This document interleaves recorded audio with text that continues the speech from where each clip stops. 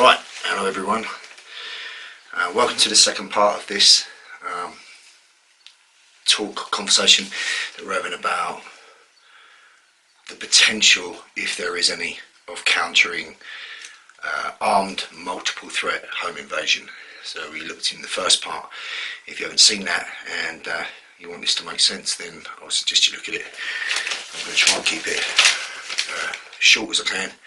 I do tend to go in depth, but the first part talked about the basics that you would need in terms of the dynamics to have any chance of dealing with such a horrible situation. So to recap where we left off in part one, we concluded that there are four primary areas of concern if we are to have any successful chance of dealing with an armed multiple threat home invasion. These four areas formulate a plan that I would believe will possibly give you the only chance you've got in a situation like that. Understand that you could do all of these things and you could still lose. There's no fucking guarantees in life, as by now we should all know. But you could also do all of these things and fucking prevail.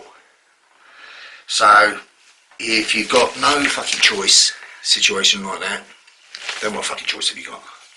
So understand what we're talking about. We're talking about the context of what we're seeing even during lockdown, multiple armed home invasion threat. They're coming to take what you've got. Now, the context of that, first of all, quickly. If it's happening in a so-called lawful society part where, you know, lawful society is still in play, then the objective would be give up your shit.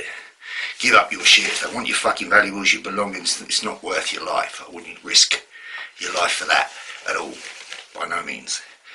But you could give up your shit and still need to fight back. So be fucking prepared that you need to fight back till the end in such a situation, even if you were willing to comply as far as your material possessions and money goes.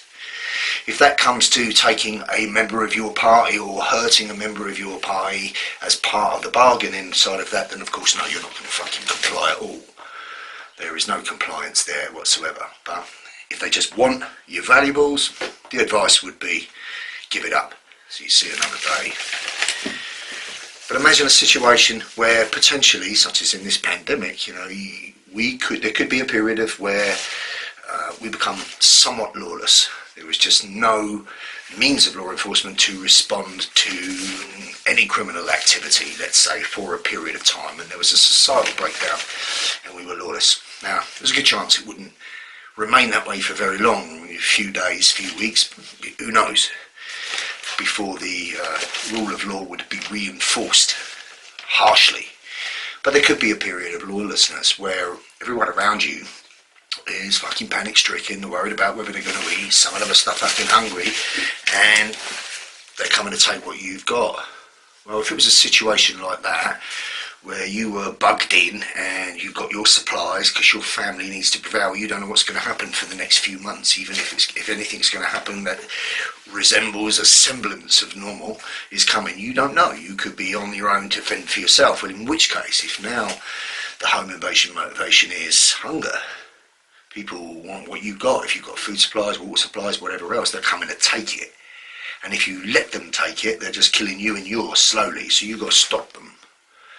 So that would be where there is the potential that you would need to employ lethal force in order to do that. Outside of that situation where we are currently lawful society, then in theory anyone breaking into your house is doing so for the motive of robbery and some sort of financial reward, or they could have more sinister means in play or in mind, in which case you need to fucking stop them. So regardless of society, lawfulness in place or not, an armed home invasion is a level 10 threat where you are facing potentially deadly force. Definition of deadly force: any force offered to you that could grievously injure you and or kill you or anyone around you. That's a level 10 threat, and that's what you're facing. So in order to deal with a level 10 threat, you've got to have a level 10 plus response, instantaneous. So that's what we've talked about, what we need, and the reason. I'm just recapping for you what this potential situation is.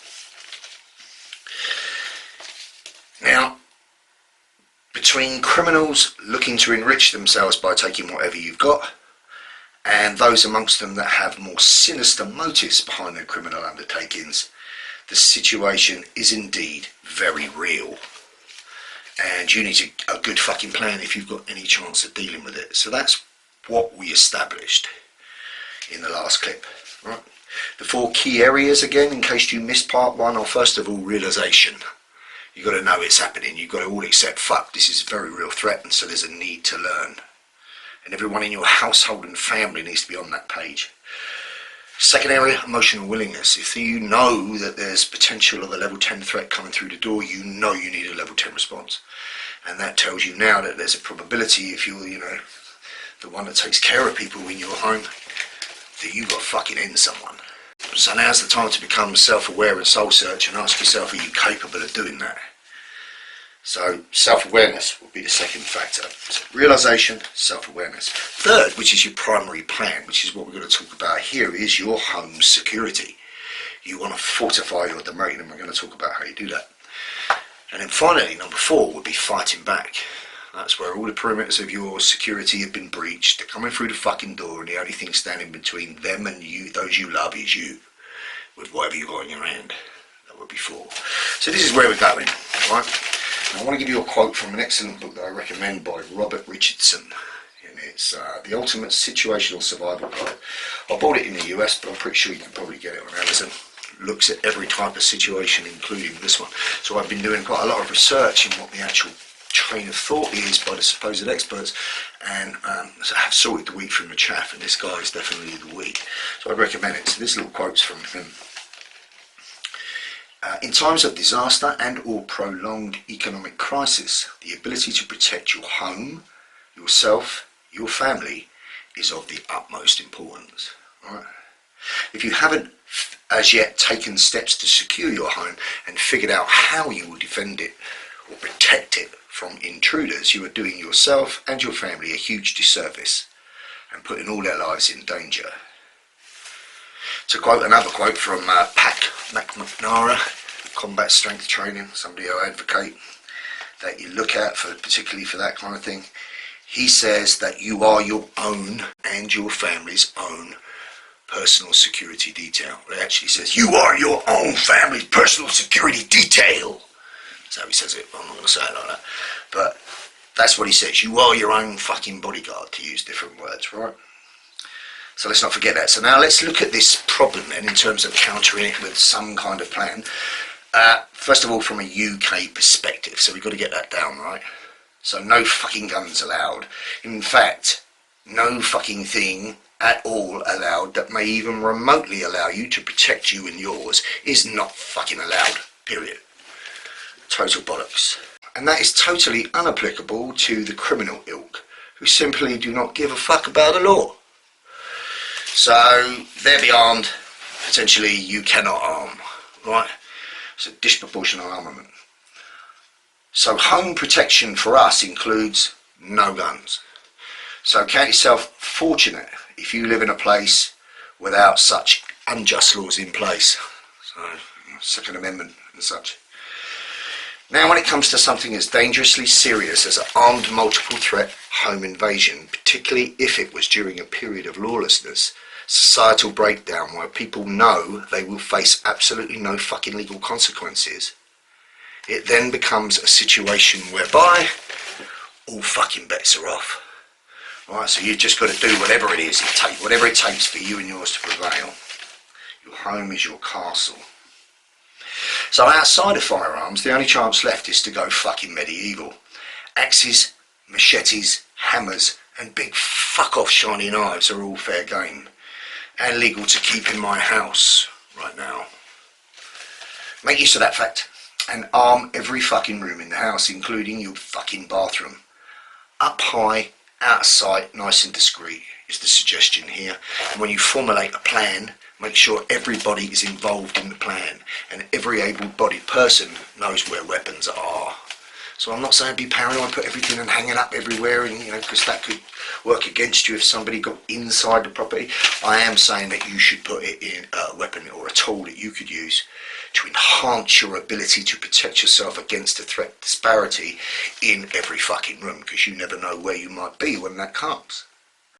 Remember, if your outer layers of security get breached, and we'll talk about those, the last fucking stand is you and whatever you've got in your hand, along with your willingness to do whatever's necessary, right?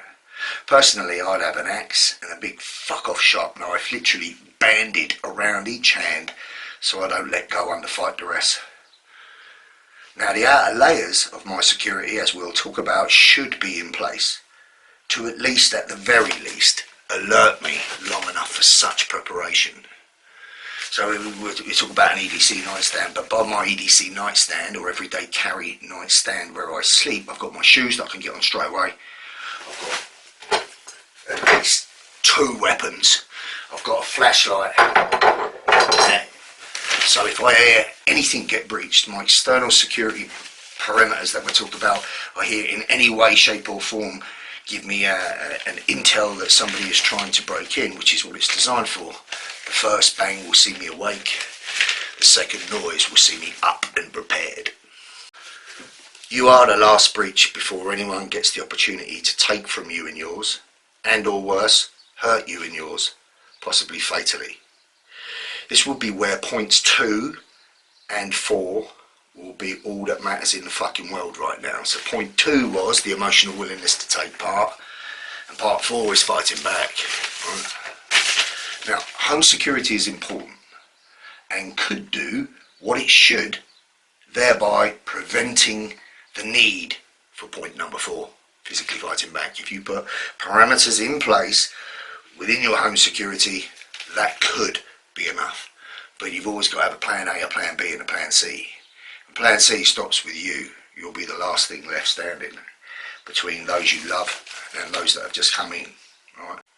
You should strive to implement a secure home that has multiple layers of protection.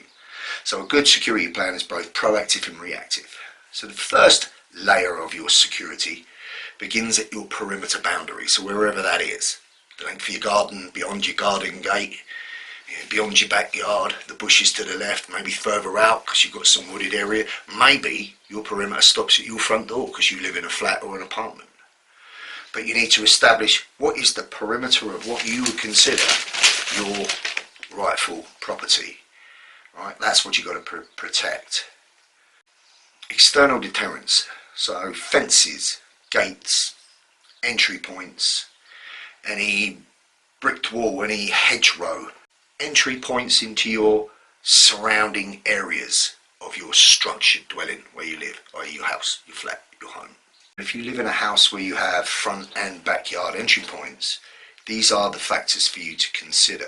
So perimeter external deterrents outside of the already mentioned fences, gates and entry points include lighting, CCTV, signage and dogs. Now, during a period of so-called lawful society, all 4 offer a degree of deterrent. Under lawless rule, however, the only ones really are going to be of any use would be any kind of early warning system that would offer you early intel, so an external alarm or a CCTV, or the best asset that you could possibly get in such a situation, and that would be a dog, preferably more than one. Now, a little yapper is good. It's a good early alarm system. Follow that with a bit of a family-loving beast of a dog for backup, and now you're on something. So you get the idea with that. Second layer is your actual dwelling structure. So like I said, if you live in a flat, you can't control the variables of entry points into your apartment building. Your perimeter boundary is your front door. Right? If you have a garden and a front fence, then that's the furthest your perimeter, and now the second layer is your actual dwelling structure, which is what we're talking about. This is where it's at. So doors in your home, windows, and the walls and roof that protect you from the outside elements. Areas of improvement here include locks, deadbolts, secured hinges and mouldings out of view, longer screws put into the door frame with additional deadbolts as anchor points for the doorage. Actual door itself, solid doors. Cheap, hollow interior doors won't stop the boots, nor will glass pane doors. So solid door structure. Again, CCTV and internal alarm systems all provide good additions regardless of the circumstances. Third and final layer, so the way this was taught to me was, think of it as drawing an X. That's your home, your dwelling. Then think of a circle right up to the outside lines of the X. That's your outer perimeter. Then think of a circle which represent the walls and roof and windows of your actual house.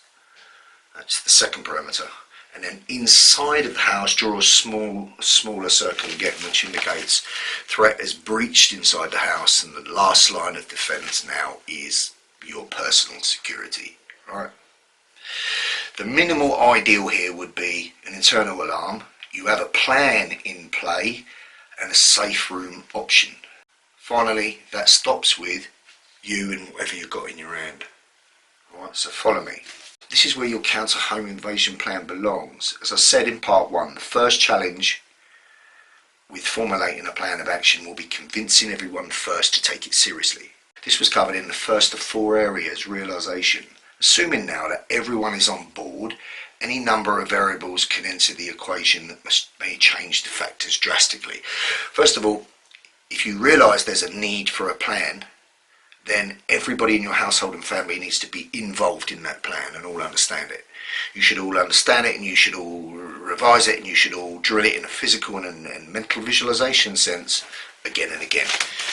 Now, many of you think I'm being paranoid, and probably a very small percentage of you will actually take it seriously and never did that. But I'm here to tell you what I believe, personally, it's just my opinion, means no more than anyone else's, that if you were to prevail in such a situation, you had the correct mindset in place, what would you need to do in terms of a tactical plan?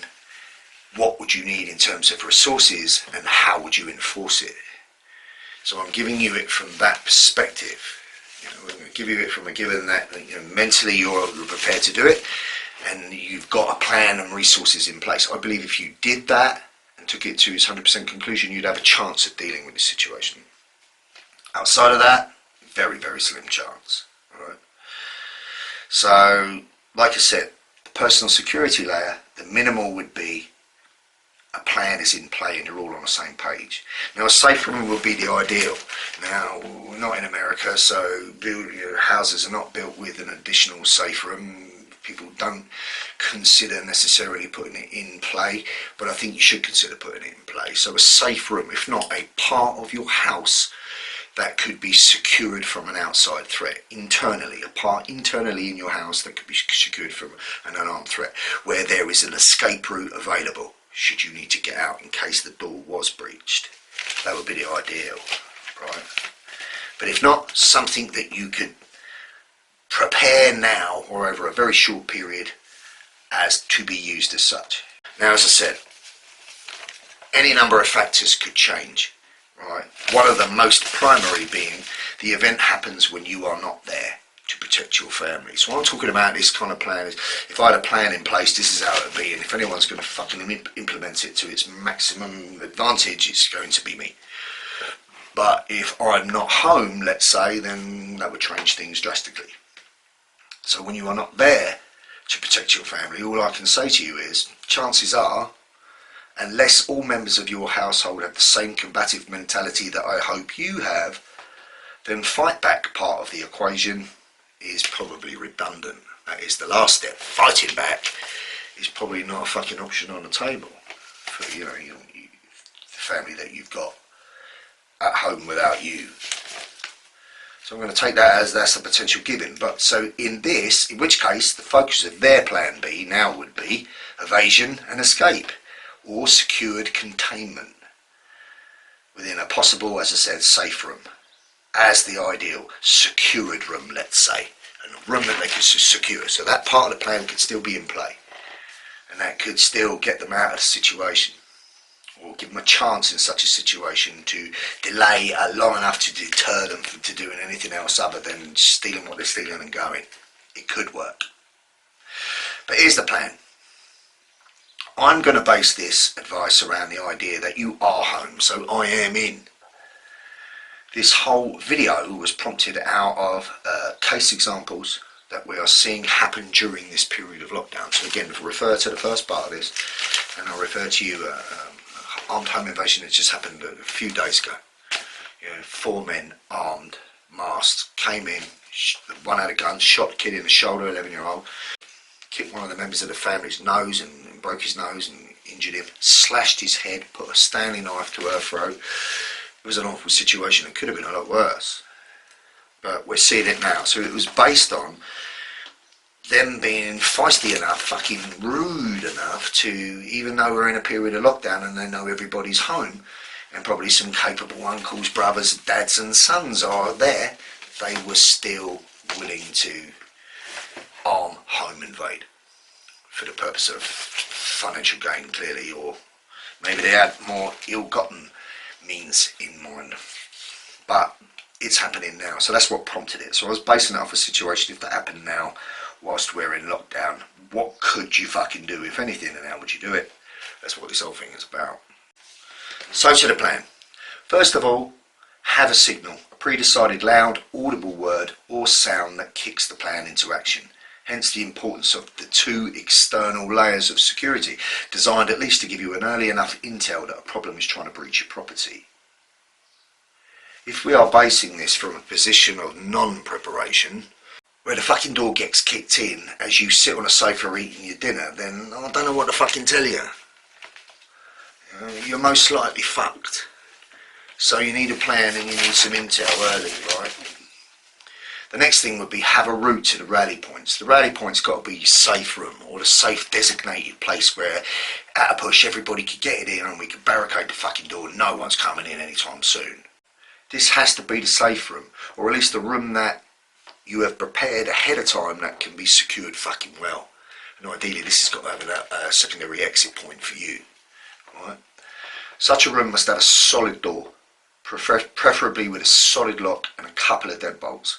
In addition, have the following items available inside the room: 4 to 6 simple door wedges made out of wood, and a hammer to beat them in with. You put them all around the door frame, that ain't getting breached anytime soon. It has to go over the breach width in order to breach the door, and that's going to take a lot of fucking time and a lot of doing. As I said, no hollow doors. They're fucking useless. It's got to be a solid door. Fire door, something like that would be good, but a solid wood door. If you were serious about this, you could even reinforce that. What would be inside of the safe room would be several weapons. I'd recommend hammers and axes. They're good.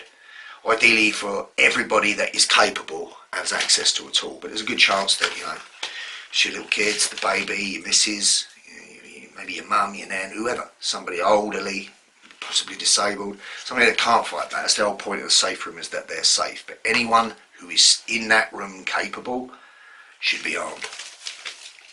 Would be the recommendation. In addition to that, you want comms, a phone and a charger.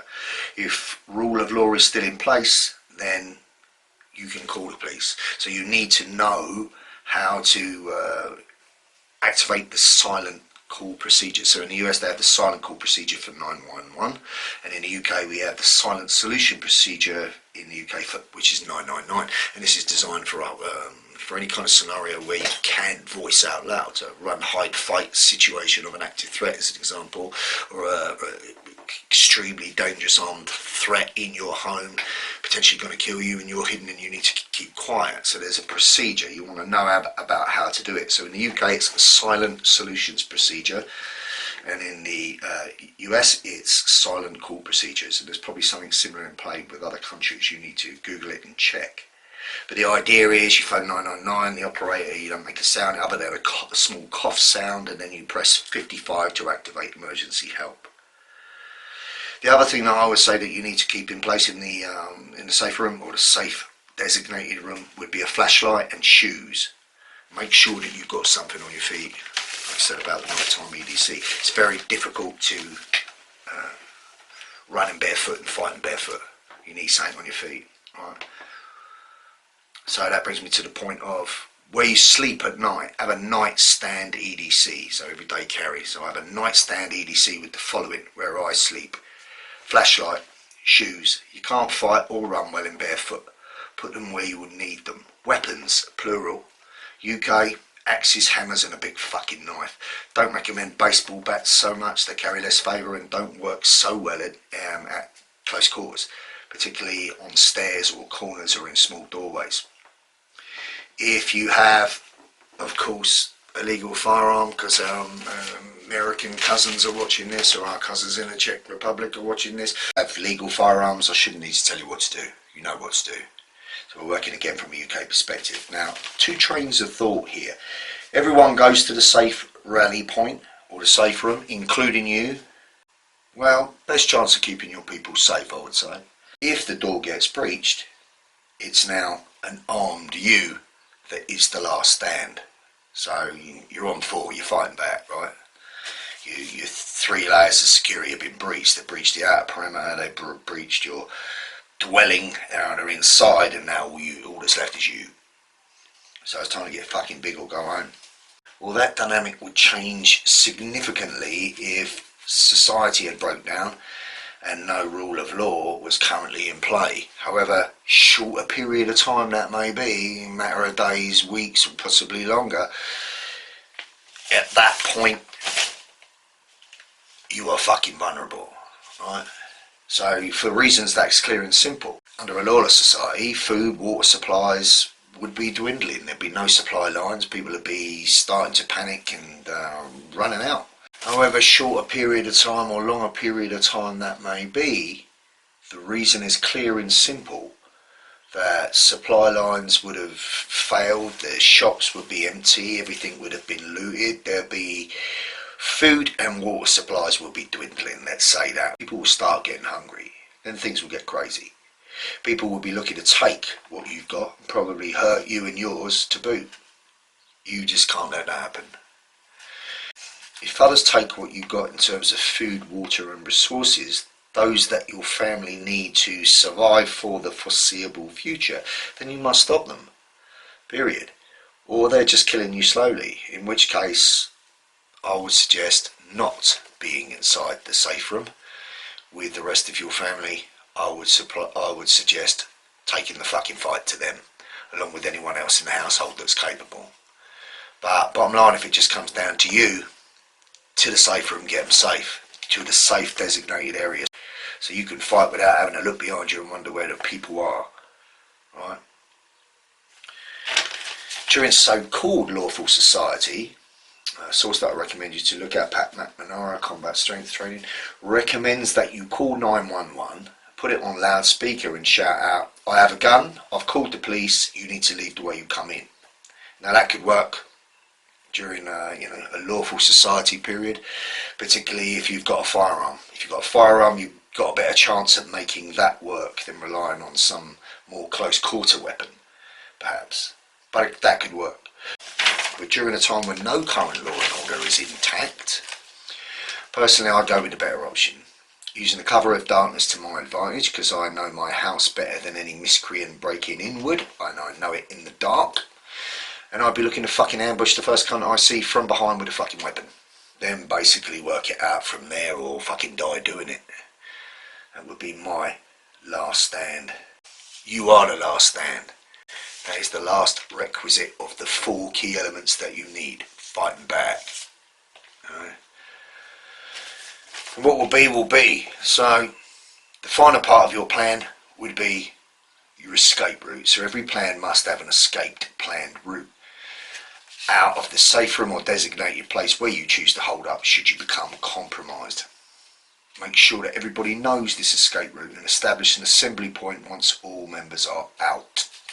So there you go, some food for thought. Remember, prevention is worth £1 a cure. So plan, revise, drill, make sure everyone takes part, rehearse it physically, visualise it emotionally. Remember, people don't plan to fail, they just fail to plan.